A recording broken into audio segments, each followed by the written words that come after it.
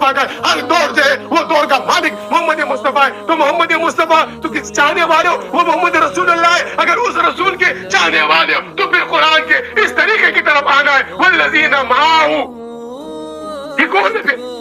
کیا آپ نہیں ہیں؟ کیا آپ محمد کے چاہنے والے نہیں ہیں؟ کیا آپ ان پر فدائین نہیں ہیں؟ کیا آپ اس عقیدہ ختم نبوت کے غلامان نہیں ہیں؟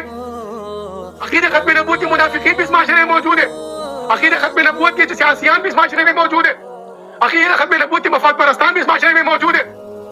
اور ہر دور میں ہر دور کے مالک، ہر دور کے نبی محمد مصطفیٰ صلی اللہ علیہ وسلم ہے. تو ہر دور میں والذین معہ، حضور کے چاہنے والے، محبت کرنے والے، حضور کے عاشقین، آپ ہم سب جو ہے حضور کے عاشق ہیں. اس میں کوئی دیوبندی نہیں، اس میں کوئی بریلوی نہیں، اس میں کوئی شیعہ نہیں. ارے اپنا مسلک چھوڑو مت، دوسروں کا مسلک چھیڑو مت کہ اصول پر فقراء کو دعوت دیتے. یہ عقیدہ ختم نبوت ہے. والذین معہ. اب انہوں نے کیا کیا؟ لیکن اس زمین پہ اسلام اگر اتنا غالب آیا ہے، اس زمین پہ اسلام عدل و انصاف قائم کیا ہے، اس سے پہلے اس کے اسلام اعتدال کے لیے آئے، انتشار کے لیے نہیں، ٹکراؤ کے لیے نہیں.